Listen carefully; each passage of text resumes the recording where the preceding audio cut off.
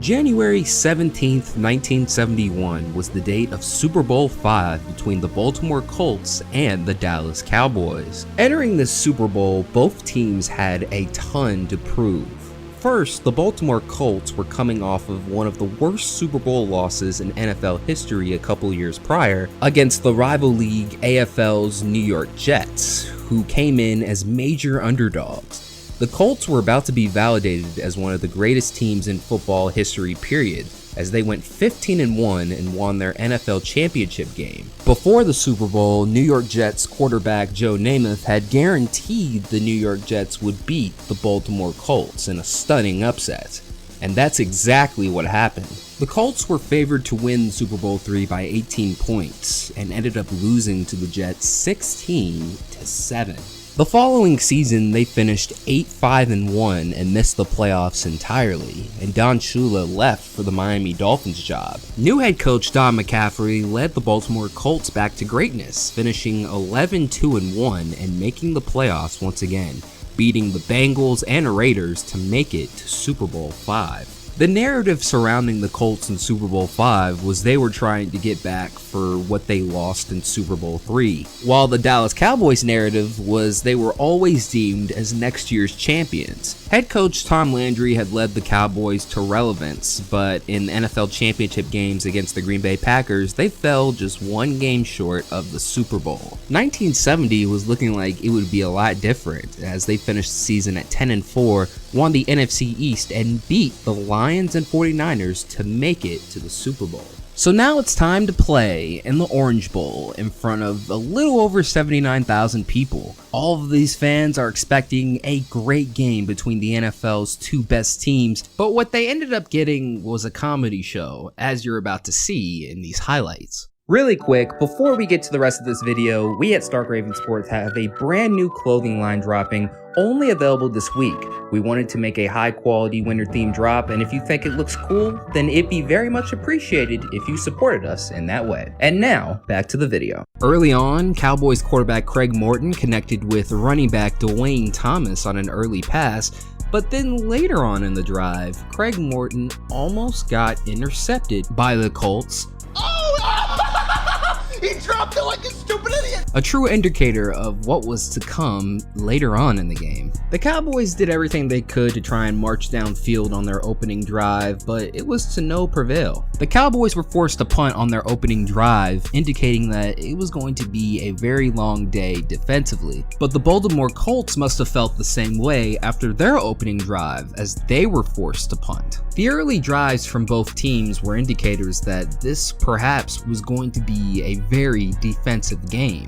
And this was further proven with about 9 minutes left in the first quarter, when Johnny Unitas threw a pass intended for his running back, but ended up getting intercepted by Cowboys linebacker Chuck Howley. The Cowboys couldn't capitalize on the interception though, as they were forced to punt, but once again, the Colts turned the ball over, as they fumbled on the punt return right in Dallas's red zone.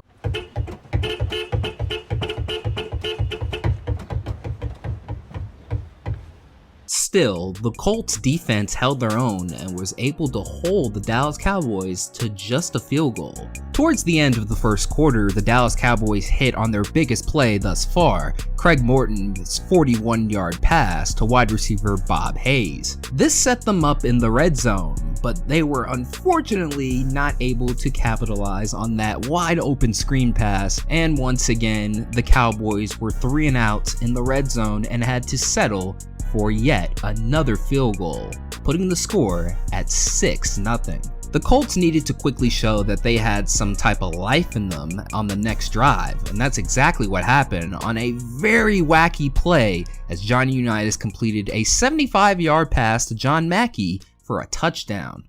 I don't know if you're allowed to do that. Now, they finally got on the board at the beginning of the second quarter, but they also missed the extra point, leaving the game tied at 6 apiece. Now, with a little over 9 minutes left in the second quarter, Johnny Unitas tried to make something happen by scrambling for a few yards, but ended up fumbling on this hit.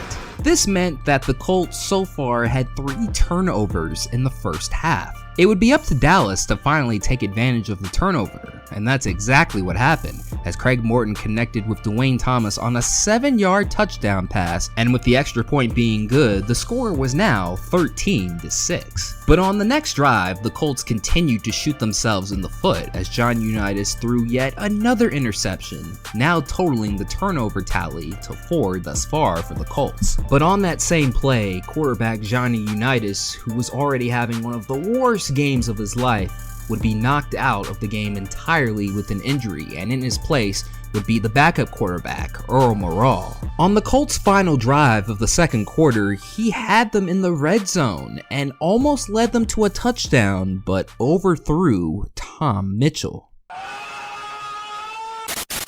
At halftime, the Cowboys were beating the Colts 13-6, but with 4 turnovers, you would have expected the score to be a whole lot more. The Colts turned over the ball 4 times in the first half, and you'd think right away that they would make that correction, but nope, the 5th turnover came right on the opening kickoff of the second half. Now, after forcing 5 turnovers and having the ball in the red zone, you'd think the Cowboys could quickly put this game away, but now the Cowboys took their turn turning over the ball as Dwayne Thomas fumbled at the 2-yard line. This was not only the Cowboys' first turnover of the game, but we now have 6 turnovers in total for Super Bowl V thus far. The Colts went on a bit of a long drive, taking some time off the clock, but unfortunately, Jim O'Brien could not make this 52-yard attempt, as it was no good. Towards the end of the third quarter, the Colts were looking like they were about to score their second touchdown of the game after this 45-yard pass by Earl Morrall. At the end of the third quarter, the score was still 13-6, and the Colts were now in the red zone. By the time the fourth quarter started, they were looking like they were about to score another touchdown to tie the game. But sadly, it was too good to be true, as this pass was intercepted by the Cowboys yet again. Sometimes I think you want to fail. They now had a total of 6 turnovers. But once again, as has been a theme of the game, Dallas could not capitalize on yet another Colts turnover and were forced to give the ball back. But just like the Cowboys had been squandering opportunities all game, the Colts had as well, but you're about to see one of the wackiest plays ever. On this reverse pass, they were looking like they were about to score their second touchdown of the game to tie it up, but nope. As he was getting inside the red zone, the Cowboys stripped him, but even the Cowboys couldn't recover the fumble as it was now out of the end zone for a touchback. What the fuck? Bro, what the fuck? What the fuck? How? The Baltimore Colts now have 7 turnovers on offense, but it wouldn't be long until they got the ball back, as Dallas now threw an interception, marking their second turnover of the game, now putting the total turnovers to 9. And just like that, the Baltimore Colts were back in the red zone. The Colts needed to capitalize in the red zone to get back in this game, and that's exactly what happened. With a little under 8 minutes left in the fourth quarter, they scored their second touchdown of the game, and with the extra point being good, the score was now tied at 13 apiece. Now, with a little over a minute left in the fourth quarter, the Cowboys were trying to set up a game-winning field goal until Mike Curtis intercepted the pass for the Colts, giving them their 3rd turnover of the game, now totaling to 10 turnovers. The Colts were automatically in field goal range, and at this point in the game, were trying to run out as much time as possible. Jim O'Brien kicked a 32-yard field goal to give the Colts a 16-13 lead with 9 seconds left in the ball game. The Cowboys only had a few seconds to try and get in field goal range, and quarterback Craig Morton did everything he could, but in the end, he was intercepted, not only giving the Baltimore Colts their 4th turnover of the game, but the victory in Super Bowl V. While the Colts were celebrating, the Cowboys were obviously dejected. Imagine forcing 7 turnovers and losing a football game by 3 points.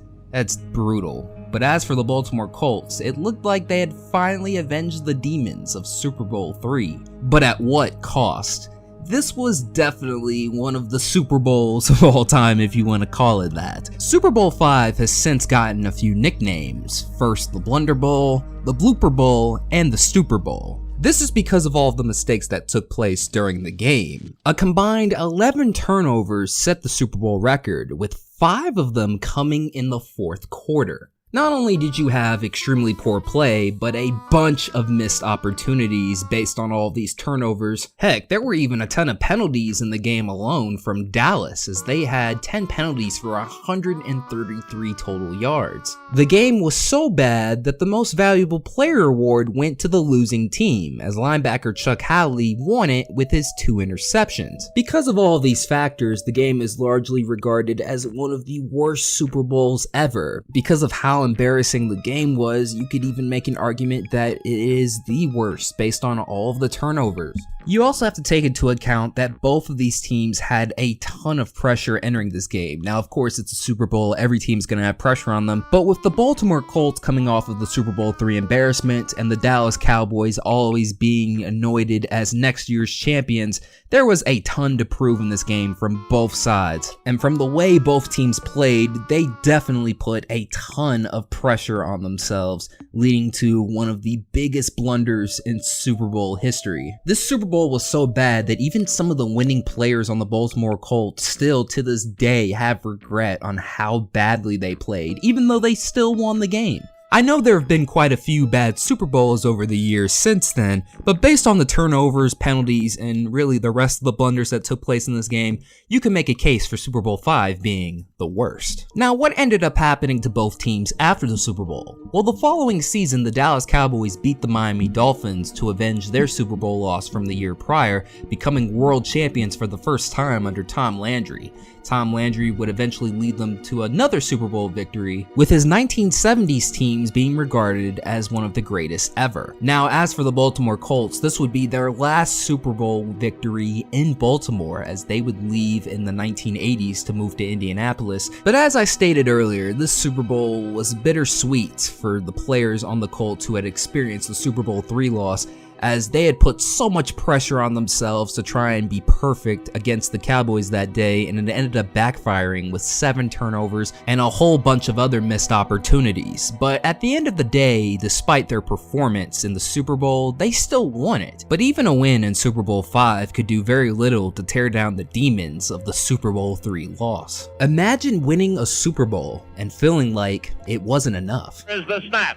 The kick is up, it is long enough, it is! Now, when he kicks the field goal, I got depressed. And the Baltimore Colts have just won themselves a Super Bowl. And I knew I was supposed to be feeling good.